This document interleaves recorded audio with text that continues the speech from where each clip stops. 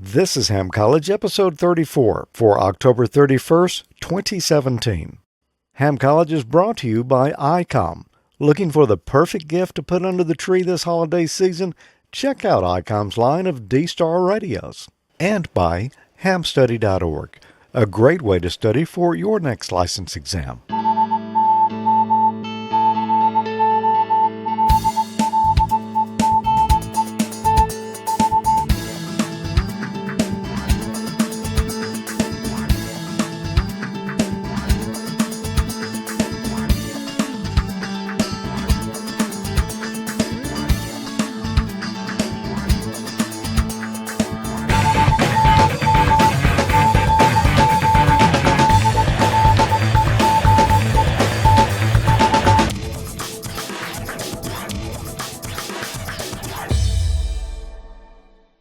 Hi, welcome to another episode of Ham College. I'm George. I'm Tommy.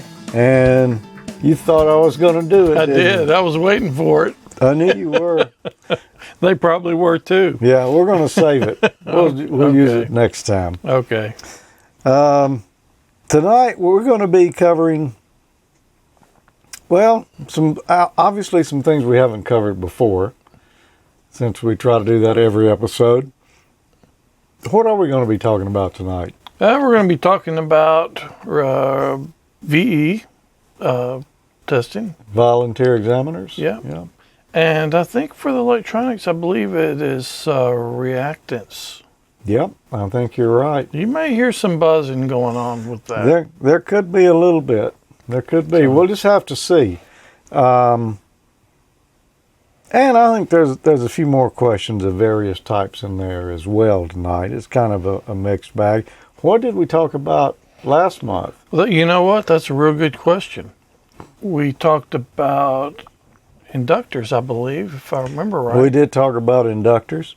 We also talked about, as I wrote down here on the cheat sheet. Oh, that is cheating, because I was reaching way back in the memory banks here. Third-party traffic. We talked about the rules for that and the rules for contact with foreign stations. We sure did, now that you mention it. So first up tonight, though, we're going to be talking about the volunteer exam coordination bodies and VEs and such. And you've prepared a little information for us, haven't you? Yeah. Let me say this. I almost forgot. This is a very important point. Anytime we're shooting a show live, we've got a chat room going on at the same time. It is it is sort of a help for us here in Ham College. AmateurLogic.TV/chat. That's where our rowdy friends hang out over in there, and they answer these questions as we go along. They'll, put the A, B, C, or D in there, and then we'll occasionally look over there and make sure that what we're saying is going to be the right answer. Well, yeah, we'll compare with the chat room. If you're watching the show live and not in the chat room, you should really go to the URL you see on your screen and join in there, because you're missing out on a lot of the fun. Yeah, it's a lot of fun. So we'll be keeping an eye on y'all. So be on your best behavior. All right, Tommy, what have you got for us on the VECs tonight? It's actually on how to become VEs, and I looked up the three that I'm aware of, the most popular ones. There are quite a few of them, but I looked up the ARRL, W5YI, and the Laurel ones. Okay. We've actually got some badges from two of them here. If you want to become an ARRL VE, then there's a manual online on the ARRL site. It's easy to find. There's an application and open book test that you can take. It's really easy to take. We both did it.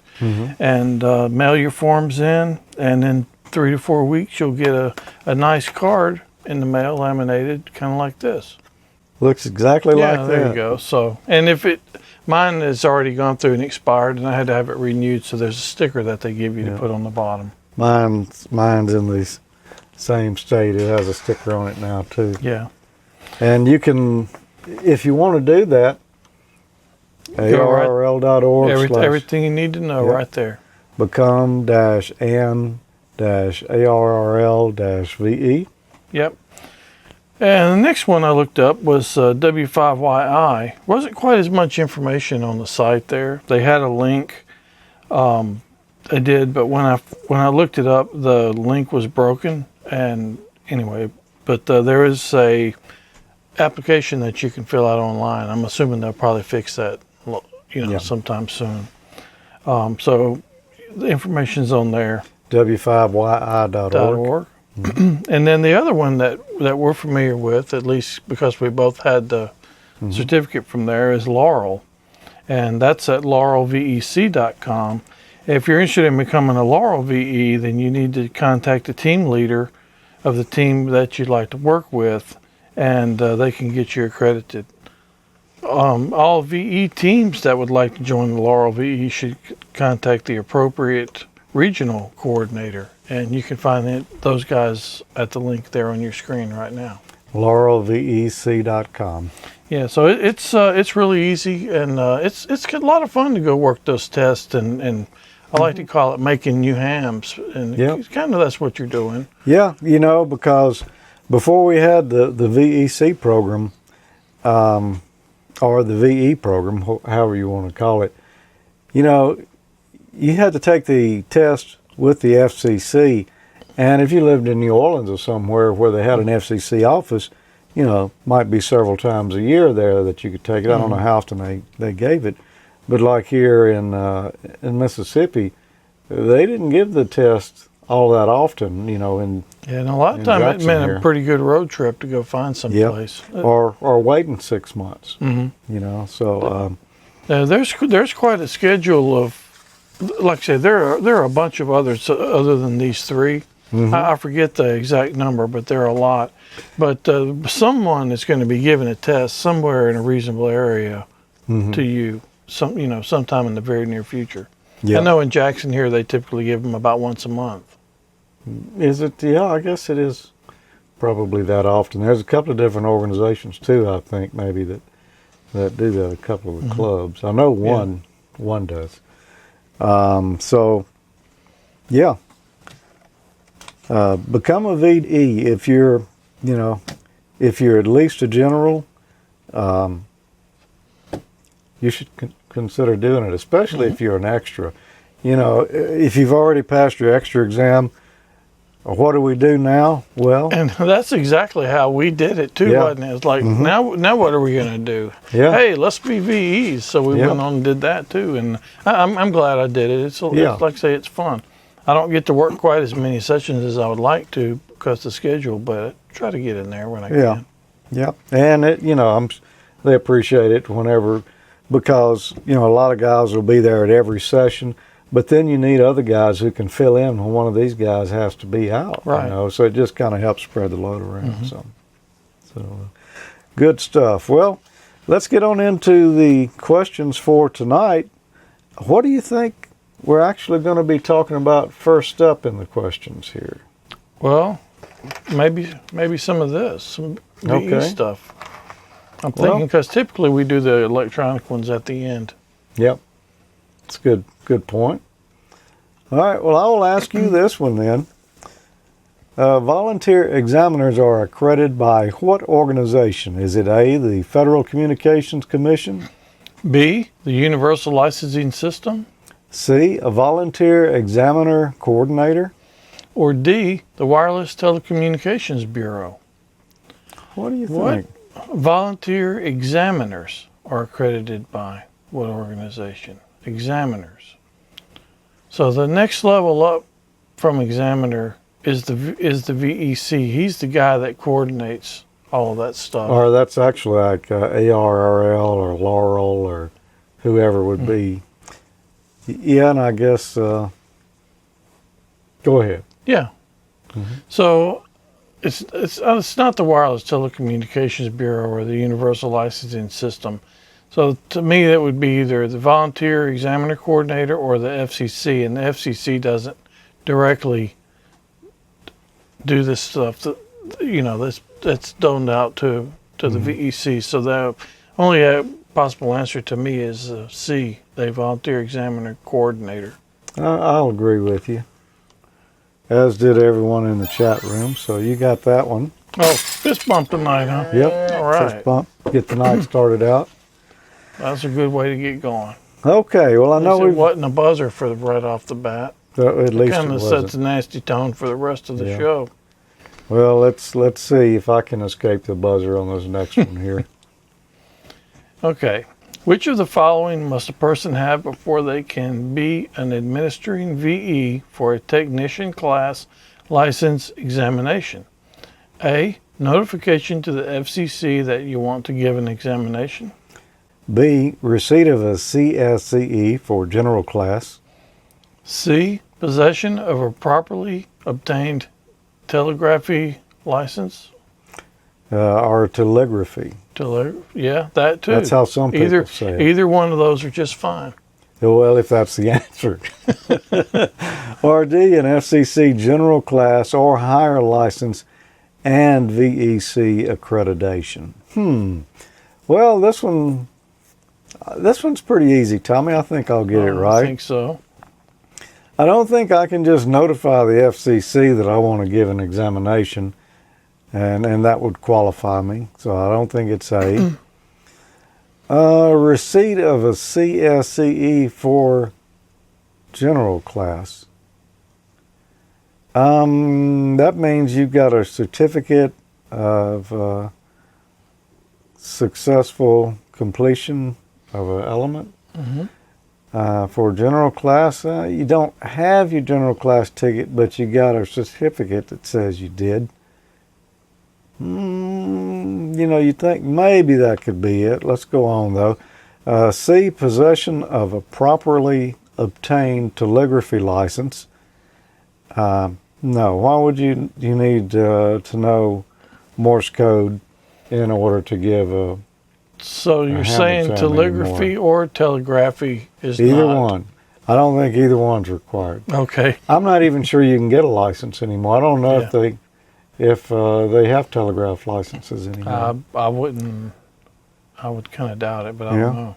Or D, an FCC general class or higher license and VEC accreditation. Well, that's the obvious right choice there. You got to be at least a general if you're going to give a technician class exam, and you got to have the accreditation from the VEC, which is one of these right here. So I'm going to say it's D, and everybody in the chat room's going with me. And I concur. Okay, well, let's find out. All right, fist bump for you. You nailed it. Okay. Well, then let me hit you with this one. What license examination may you administer when you are an accredited VE holding a general class operator's license? Is it A, you can give a general or a technician exam? B, general only. C, technician only. D, extra, general, and technician. Okay, so you would think that it would be A, general and technician, but I think the answer is C, technician only. General class, you're accredited and hold a general class operator license. I think the answer is C, the best I remember. Yeah, But it doesn't seem like it should be that, but I think that's the answer. You would think maybe the answer is you could give both general and technician, but I'm going to agree with you. You can only give a technician, and that's, well, not everybody's agreeing with you in the chat room There's there. a few D's in there. Yeah, so let's see. You were right. Yeah, but it's kind of, it really doesn't, it kind of defies logic to me, but that's the answer. Yeah. Which of the following is a requirement for administering a technician class license examination? Oh, this is not fair. I think we just probably went over this. A, at least 3 general class or higher VEs must observe the examination. B, at least 2 general class or higher VEs must be present. C, at least 2 general class or higher must be present, but only 1 need be extra class. Or D, at least 3 VEs of technician class or higher must observe the examination.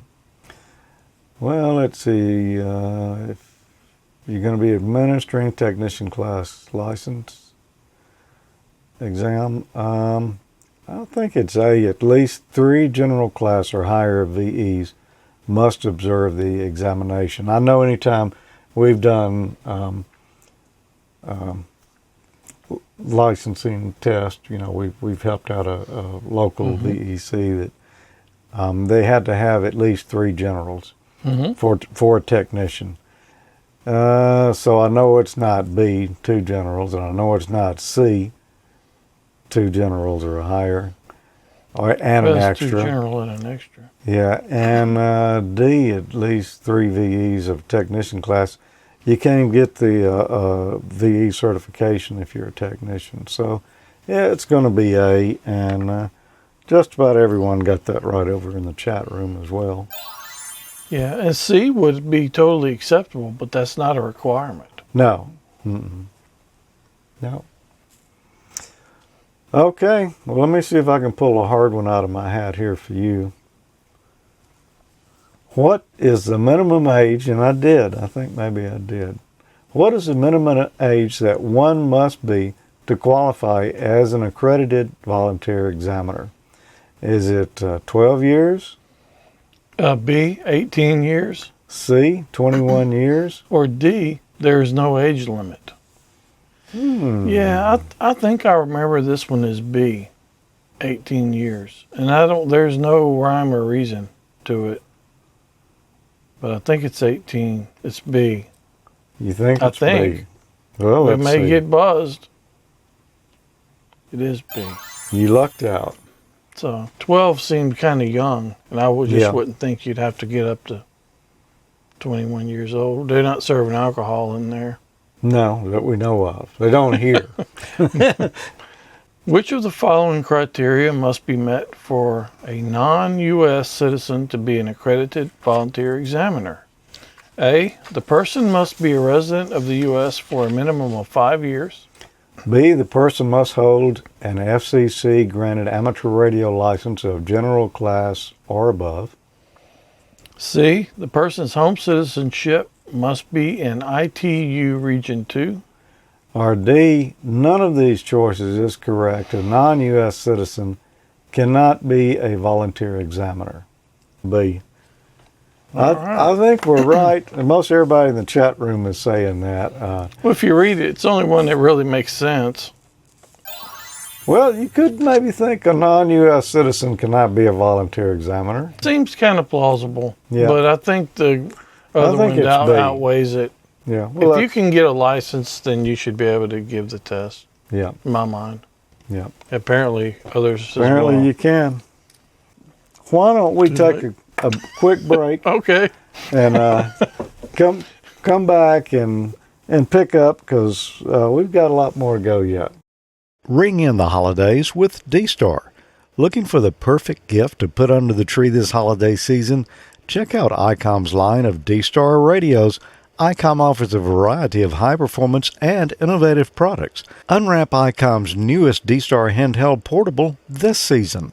Lightweight, compact, and tough, the new ID31A Plus is a great choice for any shack or those in harsh environments. It's a 70-centimeter radio for both analog and digital, terminal mode and access point mode, and it has an IPX7 waterproof rating. Compact and user-friendly, the ID4100A is the gift any ham would love. It's the new D-Star Mobile with big rig features. Its intuitive interface, variety of operating modes, and Bluetooth capability make this the preferred D-Star option for those on the go. Integrated GPS receiver, new dot matrix display for enhanced DR mode and GPS information, terminal mode and access point mode, and micro SD card slot for voice and data storage. And there's applications for iOS and Android devices. The ID5100A has taken innovation and mobility to the next level. With its touchscreen and internal GPS, this radio is a must-have while assessing a situation. 5.5-inch touchscreen display responds naturally to touch. DV dual watch receives with both FM-FM and FM-DV mode signals simultaneously. Visit ICOMAmerica.com/amateur for more information on all the great ICOM radios. And thanks, ICOM, for sponsoring Ham College. We couldn't do it without you. Yep, absolutely. They've been a great sponsor. Yeah. Oh, let's mention our wardrobe tonight. These are our Ham College sweatshirts. Yeah. You know. Yeah, these are compliments of Mr. and Mrs. VE3MIC. So these are from the Mike Morneau collection. Yeah. You can get these shirts. How can you get some shirts like these? You can get these at AmateurLogic.Spreadshirt.com. We've got Ham College swag there. We've got Amateur Logic swag. We've got caps, jackets, T-shirts, polo shirts. There's quite a few different things there. I actually, one of these days when I have some time, I'm actually going to add some more products on there. We've had a few requests for VE type shirts there for Ham College. I hadn't thought logo on about it. that. I see we've got a hat. We do have a hat. And a you shirt know what? right We there. also have a matching shirt. That to shirt's match to red. round out the. But it goes well together. Oh, the logo matches. Yeah, I see. it's good collection. So you'll be totally coordinated next time you wear this to the Ham Fest. So it's a ICOM Ham Crew T-shirt and a ICOM ball cap. It is, just like the one is from last month. It is. Looks a lot like the Probably one is. from last month. Yeah. So anyway, we need to give one of these away, don't we? Well, we do. I tell you what, I just did a random drawing here while everyone was watching because I forgot to do it earlier. And we come up with a winner right here.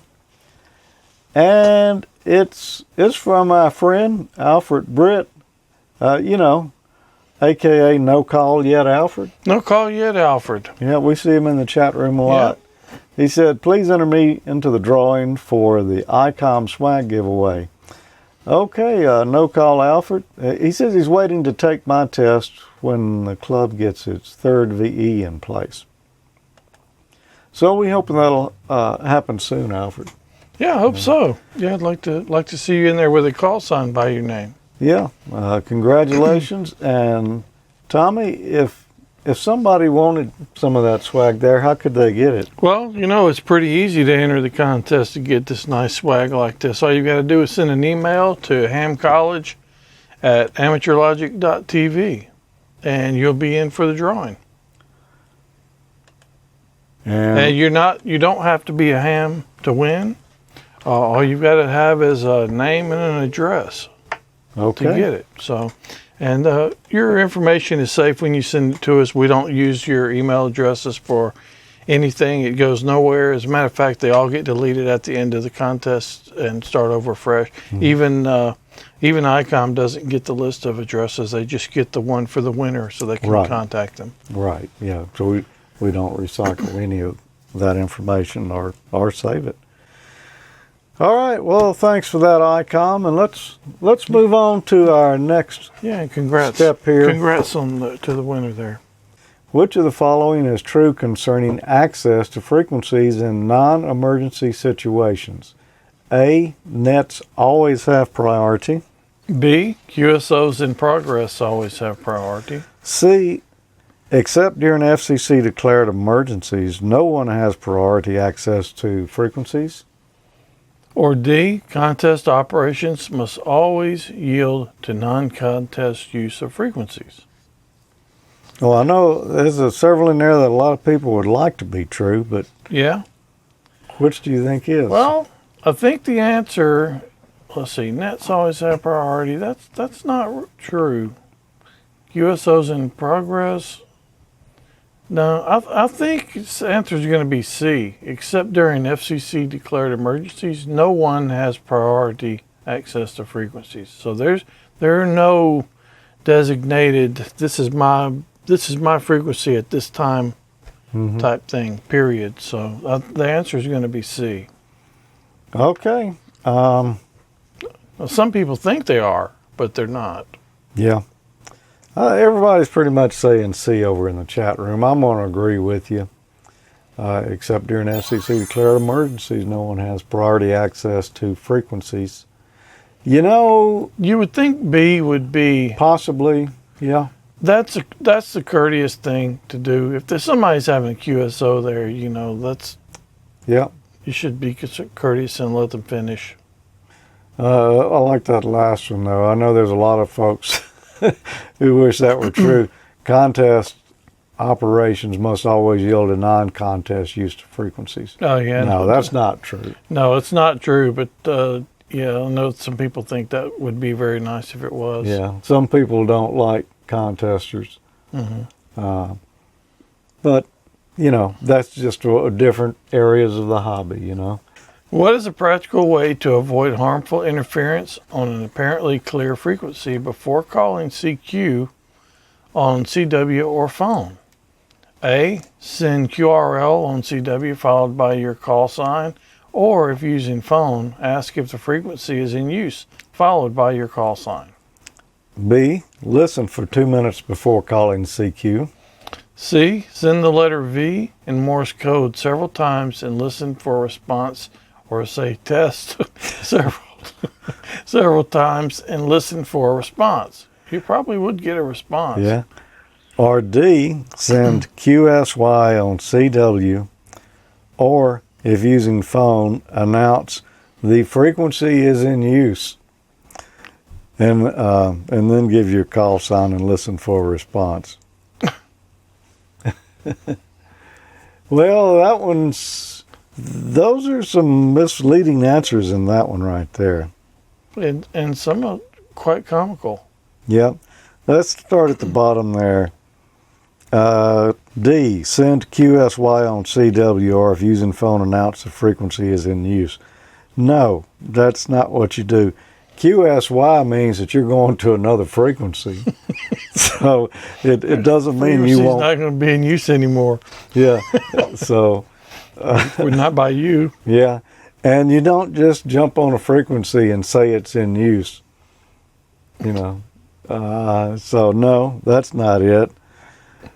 C. Send the letter V in Morse code several times and listen for a response, or say test several times and listen for a response. No. If you heard somebody just come on and say test, test, test, test, would you think that they'd own the frequency? I've heard it too, but that doesn't... No, I don't think that means that they're claiming the frequency to use it for right now. B. Listen for 2 minutes before calling CQ. Not a bad idea. Not a bad idea. Let's look at A. Send QRL on CW, followed by your call sign, or if using phone, ask if the frequency is in use, followed by your call sign. Well, you know, not being a CW operator and not really knowing all the Q codes like I should, I'm not sure what QRL means. But I'm going to guess it probably means is a frequency in use. Because the only two answers I see that could be possible there would be A and B. And I don't think it's B, because I know you're supposed to ask if there's any doubt, is the frequency in use? So I'm going to say it's A. Yeah, I think you're right. And that kind of mixed there in the chat room too. That is a tricky one. So let's see. It is A. Send QRL on CW followed by your call sign, or if using phone, ask if the frequency is in use, followed by your call sign. So yeah, that's a practical way to avoid harmful interference. If the frequency is clear but you're just not sure, good way to find out. It's always a good idea to do a little bit of B and do a little listening before you start talking on there anyway. You might do a little B before you do some A. It's the way I do it. Me too. Yeah. What does the expression CQ-DX usually indicate? Is it A general call for any station? B, the caller is listening for a station in Germany. C, the caller is looking for any station outside their own country. Or D, a distress call. Well, CQ-DX, that's going to be, I mean, that's kind of straightforward. The only really answer on there is going to be the caller's looking for any station outside of their own country, which is kind of the definition of what DX is. As CQ, they're calling for any caller. DX is going to be Somebody foreign out of station. the country. Yeah. Foreign to you, yeah. Yeah. So CQDX, it's got to be C, Charlie. Okay. Well, I think you're going to be right on there. Because everybody's saying it's C, and that's what I think it is too. And there you go. One more correct, Tommy. Which of the following is a recommended way to break into a contact when using phone? A, say QRZ several times followed by your call sign. B, say your call sign during a break between transmissions by the other station. Or C, say break, break, break and wait for a response. Or D, say CQ followed by the call sign of either station. A, say QRZ several times. No. QRZ means what is your call sign? So no, that's not a recommended way to break into a conversation. B, say your call sign during a break between transmissions by the other stations. That sounds plausible. C, say break, break, break and wait for a response. Well, if you do that, the response you get on amateur radio may not be the one you Might wanted. not be the one you're looking for. No, they do that on CB radio, but they don't say break, break, break on ham radio. Although you will hear that on there sometimes, Occasionally. and people really give them a hard time when they say that. So you don't want to do that. Or D, say CQ followed by the call sign of either station. No, because CQ is a call for That's calling for whoever, any station. anybody out there. Anybody So- that can hear you that wants to answer. Yep. So I'm going to say it's B. And that's what everyone else is saying. Does that sound good to you, Tommy? I concur, Doctor. Professor. Professor. Okay, Dean. Well, we got through all of those. That was it? That was it on those type of questions. Well, those were actually pretty easy. They were. They were relatively painless. Relatively. Mm-hmm. So now we're going to, guess what? We're going to set up some test equipment right here on this very bench. Awesome. That's my Before favorite you- part. Yep. And while we do that, let's have a message from our friends at hamstudy.org, which is another place you should be studying for your amateur exam. Absolutely. And we'll give you another little intermission here as well. Are you new to the ham world or an existing amateur operator who wants to take your license to the next level? Study for your radio license exam at hamstudy.org. Hamstudy.org is a free online learning tool powered by ICOM. It was created by Richard Bateman, KD7BBC, Michael Stufflebean, KV9G, and Rich Porter, KK6GKE, and it uses a modern web design to enhance the experience of studying for your technician, general, and amateur extra exams. Since 2013, hamstudy.org has helped new and existing hams to familiarize themselves with the question pools, use stats-based flashcards to focus on material they need to learn, and take practice exams to gauge progress. Visit hamstudy.org on your desktop computer or mobile device. Register for a free account at hamstudy.org to access personalized study history and other site features. Prepare for an exam in an intuitive and comprehensive manner. Check out hamstudy.org, powered by ICOM, for free learning tools. Good luck on your next exam.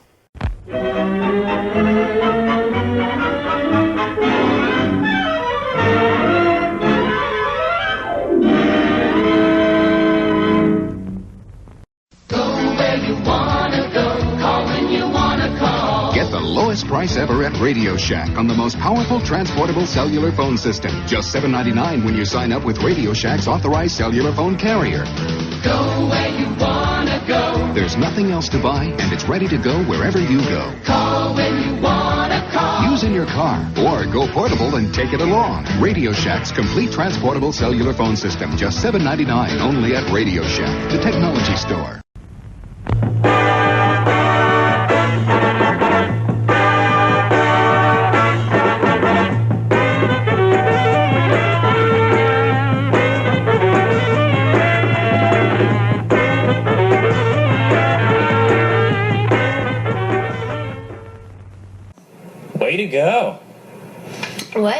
Drinking that 100% pure Florida orange juice?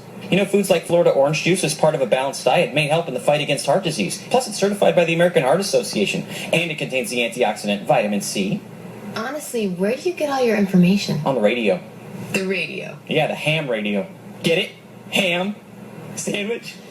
Oh, that is a new low. 100% pure Florida orange juice. Squeeze more health into life. Let's look at this oscilloscope and oscillator here. What we've got here is an audio oscillator that goes from 2 hertz all the way up to 2 megahertz. It's an old General Radio oscillator that I got a good many years ago, but still works. And, you know, I've got other oscillators I use too, but for this demo, I wanted something that, you know, would get up into RF just a little bit. And 2 megahertz qualifies for that. I've got my oscilloscope, of course. And what we're doing right now is we're just measuring the output of this audio oscillator right here. I've got the frequency counter turned on my oscilloscope here, and it's showing 1.94 kilohertz. So we're approximately 2 kilohertz right there is the signal that we're seeing, that AC waveform. All right, if I go over here, I can change this range switch, and I can increase that frequency on up. Let's go way on up there. Right there at 1.94 megahertz. Okay. Almost 2 megahertz. And you see the signal is almost the same amplitude. It didn't change hardly any. You know, the output of that oscillator is pretty flat. You know, it's going to put out about the same level of signal down at 2 kilohertz as it would at 2 megahertz. So that's the first thing we wanted to do, is make sure that our oscillator is putting out what we think it's putting out. Just curious, what's the voltage? Let's see, we're on the 5 volt scale right here, 5 volts per division. So let's see, 5, 10, 15, 20, 25, 30 volt AC 30 signal. volt. Let's go back down here to 2 kilohertz again. All right, I'll have to change the horizontal here on the scope so that we can see an actual waveform. There we go right there. Just looking strictly at the oscillator. Now I've got a 0.001 microfarad capacitor here. We're going to short across the output of that oscillator. And just check it. If the reactance on this is low, that's going to be like a low resistance resistor.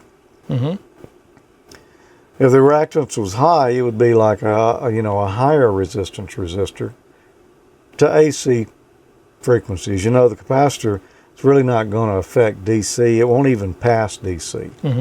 So it affects AC frequencies though. So let's just look at it right here with the 2 megahertz signal coming in. We'll just hook that capacitor across it. You know, I don't really see any change in the level there. It don't look like it did anything at all. Level did not change at all. So the capacitor is not really doing anything down at 2 kilohertz here. All right, let's increase our frequency on up here. Let's go up a notch. That's really not what I expected to see. Yeah, here's about 20 kilohertz right here. You can see a little bit of change. Little bit of change. Barely dropping the level with this capacitor shorted across our oscillator there. Bumping on up to 200 kilohertz here. Wow. Quite a bit of change there, huh? Oh, yeah. Dropped it down about, like 10 volts now instead of 30? Yep. It's going up to 2 megahertz. Wow. It's pretty much gone there. I mean, there's a little bit of signal. So what we've proved here is this 0.001 microfarad capacitor, like any capacitor, as the frequency increases, the reactance is going to decrease. So we've essentially, taken a very low ohmage resistor and put it across our oscillator, shorting it out. think of reactance as like an AC resistor. In other words, a resistor, say a 1 ohm resistor. If you put a voltage on one side and measured it on the other side, there's going to be very little difference because that's almost like just a straight piece of wire. Mm-hmm. If you took a 1 megohm resistor, measured it at the input of it, and then measured it on the other side, you'd see a big voltage drop there because there was a lot of resistance. All right, think of reactance as, resistors, of course, will work with DC or AC, either one. It affects them, virtually both the same. But with reactance, like from a capacitor or an inductor, they only affect AC frequencies. They don't affect DC. So a low reactance would be the same as a low resistance to an AC signal. Okay. A high reactance would be the same as a high ohmage resistor. Okay. All right, so what we've just shown right here is that as we increase the frequency of the oscillator, we've got this shorted across the oscillator, basically. It's not in series, it's in parallel with the oscillator. So at a higher frequency, the reactance is dropped to a low ohmage. So it's, very, very low AC resistance across that oscillator is how you could think of it. Okay. All right. As the frequency comes down, then essentially what's happened is the reactance has gone way up, so it's inversely proportional. Okay. So as frequency goes down, reactance goes up, which means if it's shorted across the oscillator here, then it's going to have less effect. Like, we don't really see it doing virtually nothing there. So is that always the case? Obviously, the value of the capacitor is critical to the frequency that you're on as far as the reactance goes. Mm-hmm. So when it gets to a certain point, does it go back down? No. It's always the case. Like, this is pretty much a really small capacitance here. If I had a big electrolytic, say maybe 1,000 microfarad capacitor, it's not that big, but if I had 1,000 microfarad capacitor, we would find that that frequency, as we turn up the frequency and we saw the reactance was increasing because our voltage was decreasing, was in parallel, we'd see that frequency was a much lower value. Okay. All right, this being a smaller capacitance, a tiny, minute amount of say what 1,000 microfarads would be, then we can see that frequency is much higher where the reactance, really starts to go in the opposite direction, or it's linear. In other words, bigger capacitors start their effect at lower frequencies. Well, I say bigger. Yeah, bigger. 1,000 microfarad is bigger. 0.001 microfarad is smaller. So it's, when the frequency is higher, it's going to start having more effect. Okay. So if you think about a DC power supply, mostly what you're going to see in there is the big, electrolytic filter caps. When you start looking at RF circuits, you're going to see smaller stuff like 0.001s or 10 picofarads or something like that, and that makes sense because the reason I said filtration is because I've been reading up about doing some audio filters. They make good filters, and you can make a bandpass filter. Basically, it's a resistor and a capacitor, and then a capacitor resistor on the other side to make the bandpass portion of it. So I was just kind of curious about it. I just kind of started looking into it a little bit. All right, here's an inductor, and this is a 0.9 millihenry inductor, or you could call it a choke, or you could call it a coil. It's all the same thing. It's basically, this is just a coil of wire around a ferrous core here. It is insulated wire, as you pointed out when we were talking earlier. So it's insulated with shellac or varnish or whatever. Let's see how this inductor behaves. You think it's going to behave like the capacitor? No, because you told me earlier it wasn't. Well, that's good. That's why I'm thinking it's not. I think you're on to something there. One thing I'll You say. just know I was listening. Yeah. The inductor here, it will pass DC. You can put a DC signal on one side of it, look at the other side, and you're going to have almost the same amount of voltage. It's not really going to do anything with that DC. The capacitor is going to block that DC. The inductor, it just shoots right on through it. Yeah, depending on how many turns of wire there are, the length of that wire, and how big a gauge it is, you might have a little bit of resistance in it, might get a tiny voltage drop, but by and large, you know, the DC is just, you know, it doesn't even see that inductor as being there. Okay. All right, so right the opposite of the capacitor in that respect. All right, let's look at the inductor here. Okay, we've got, we'll just start at the top here. Let's go on up to 2 megahertz. There's a 2 megahertz signal. Now, you know, that's wired. Mm-hmm. You would think this is like a dead short, wouldn't you? Yeah, you would think. All right, let's put it in parallel across our oscillator there. It had a little bit of change, but very little. We just put a dead short across that oscillator and it don't care. You know, it's not really affecting it. Yeah, it's pretty. It's an inductor. Doesn't really make sense because if I just took, you know, that's a dead short. If I just did that, we ain't got anything, you know, if I touched them together. Right. So the inductance of it, you know, is having an effect here. So we're at 2 megahertz. That's all we can get out of this oscillator we're looking at. And what did we find out with that capacitor?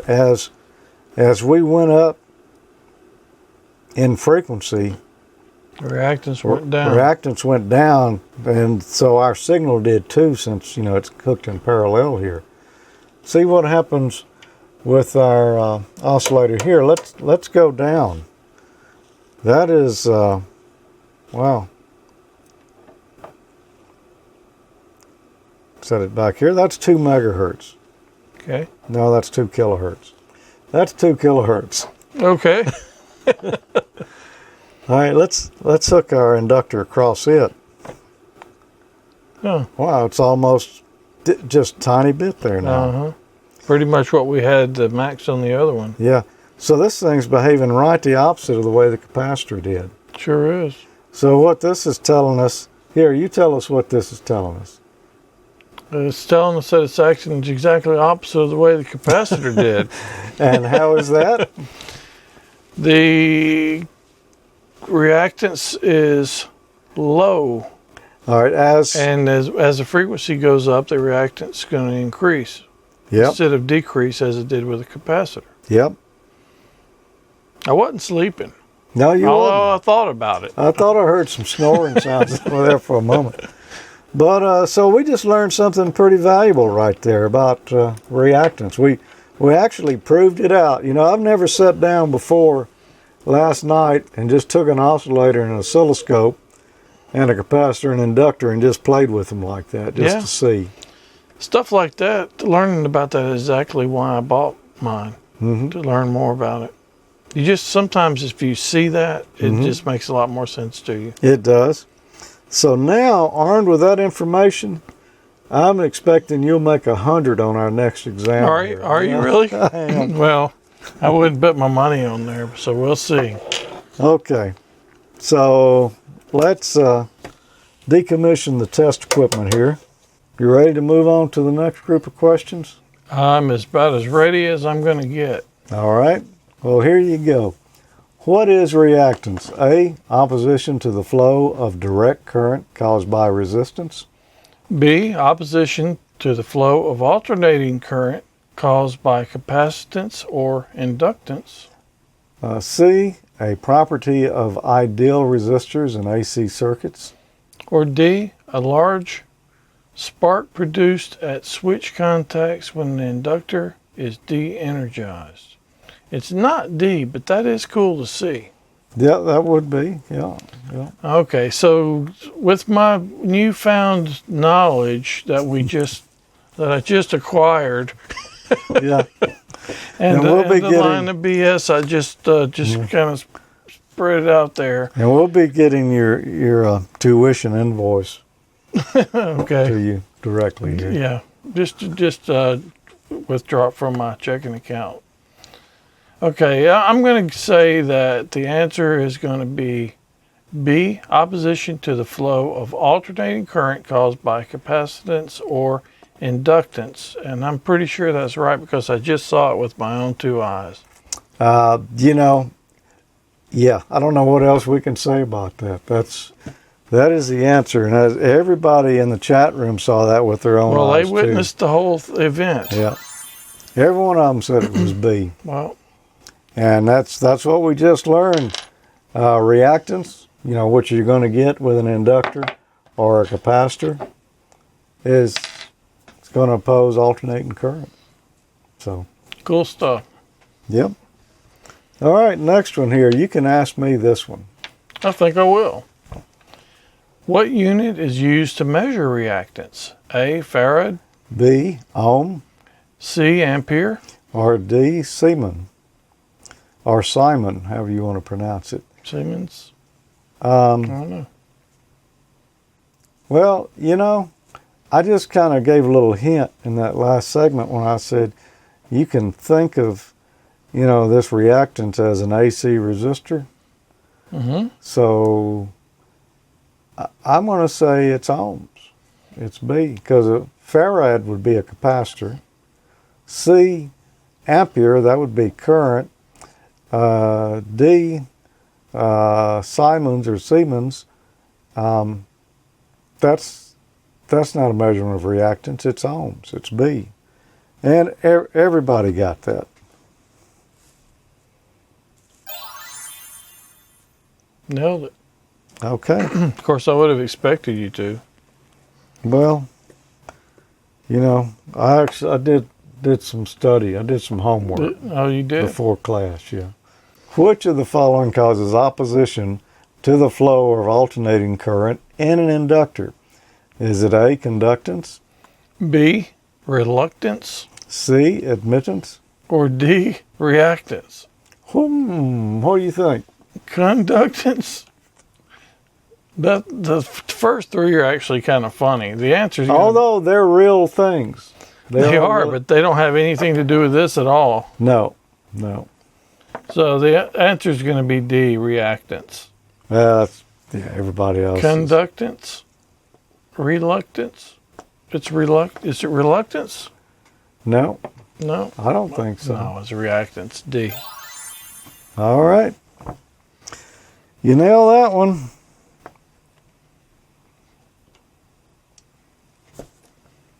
Okay, which of the following causes opposition to the flow of alternating current in a capacitor? A, conductance. B, reluctance, C, reactance. or D, admittance. Admittance. Yeah. Well, from your last question there, we knew the answer was D on it. But it's not. So you're on this saying one. it's D? No, I'm saying it's C. Okay. I'm saying it's the same thing you did. Although, over in the chat room, that one tried to kind of mess him up too, but I think they were joking around there. Reactance. That's the subject of tonight's episode. So, hey, I've got a question for you. Okay. How does an inductor react to AC? Is it A, as the frequency of the supplied AC increases, the reactance decreases? B, as the amplitude of the applied AC increases, the reactance increases. C, as the amplitude of the applied AC increases, the reactance decreases. D, as the frequency of the applied AC increases, the reactance decreases. How does an inductor react to an AC. So that's the coil. And it was frequency that was affecting it. Mm-hmm. As the frequency of the applied AC increases, the reactance decreases. Or D, as the frequency increases, the reactance increases. It's going to be D. As the frequency of the AC increases, the reactance decreases. Yeah, that's just one you got to stop and think about because there's so many big words in it. Well, yeah, it almost, if you just glance at it, it looks almost like the four are the same thing. Yep. But it's got to be D, though. I think that's what we just saw. Yeah, you're right. It is D. Well, you pull If we hadn't have done the demo, I would have probably flunked that. I could see how it'd be very, very easy. Because I would have probably guessed, to be honest with you. Bad as I hate to say it, but I would have guessed. Is that the end of it? No, we got one question left. For you. How does a capacitor react to AC? A, as the frequency of the applied AC increases, the reactance decreases. B, as the frequency of the applied AC signal increases, the reactance increases. C, as the amplitude of the applied AC increases, the reactance decreases. And D, as the amplitude of the applied AC signal increases, the reactance decreases. Well, we can knock out C and D because we know that it was the frequency, the changes in frequency that were affecting the reactance. We had that capacitor tied in parallel across our generator there, and as the frequency increased, it started shorting out that signal, which meant the reactance decreased. So I'm going to say it's A. What do you think, Tommy? I think it's A. You think it's A? Saw it with my own two eyes. Well, there were a lot of guesses in the chat room over there. So, I'm glad I got that right. Yeah. If you would have got buzzed on that one, then that would have been pretty bad. Like I say, those are some you need to read those answers carefully because it'd be easy to get twisted up. You really do. And I saw a comment or a couple of them in there saying that the demo was a little bit long, but you really need to watch that demo real close and see because it's... well, they saw like a demo and a half. Yeah, they saw a demo and a half, but it's still, you need to watch and understand both of them fully to be able to answer those questions right. Yeah. Okay, well, I think we're to the end of another episode here, Tommy. So soon. So soon. It seems like we were just getting started with it. I know, it like 6:15. Seems like we started rolling tonight. Yeah. Only, a scant 4 hours ago or so? We've done 2 shows tonight. Yep. Be sure to tip your waitress. On your way out. Yeah. So if you wanted to continue the conversation, where could you do that? Well, you can catch us at all the popular social media hangouts at Facebook. We've got facebook.com/groups/AmateurLogic.TV. We're also on Google+, and we're also on Twitter at AmateurLogic, and we also have the @Ham College. What do you think we'll be talking about next? I just don't know. Impedance. Oh, I thought we talked about that some last time. I know. We talked about, I think we've talked about resistors or inductors and capacitors. Inductors. Okay. And we've talked about reactants. And then we're going to talk about impedance. And from there, and there'll be some math associated with that, I'm sure. It could be. I hadn't looked at the questions that close. Well, there's plenty of it around it. Mm-hmm. Don't know if they're on the test, though. But, that should be good. Yeah. I've really been enjoying these. I haven't done much with it. I've just kind of recently gotten sort of interested in it after all this time of being a ham. Mm-hmm. So I've kind of enjoyed going through this stuff. Yeah, I have too. It's fun to go back over and review because first time I went through this, I was in college and I just wasn't paying as close attention to things, as I do these days. There were other things on my mind too. Yeah. But when you can pull out the test equipment and play with it, you feel more at home with it. Uh-huh. You can see what's really going on. If you want to see the show notes on Amateur Logic, we've got those available from our friend Dan, N9LVS, who puts that together. Yep. He does a great job on that. If you ever want to go look up what's in some of the old Amateur Logic shows, if you go there and search for it, you'll find. Yep. You'll find it. That's where we go. Yep. All right. Thanks for being here tonight, everyone. 7-3.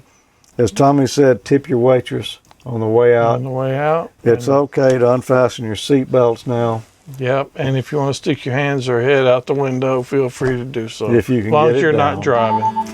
All right. 73, everybody. Good night.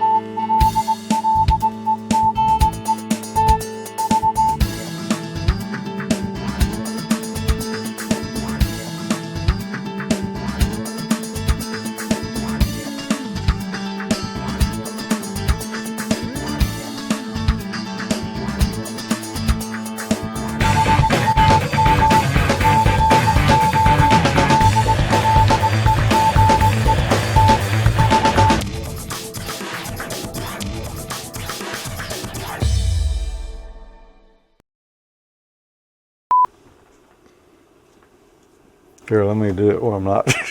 There was your blooper, Arnie. My Laurel VEC, or VE credentials here expired in 2016.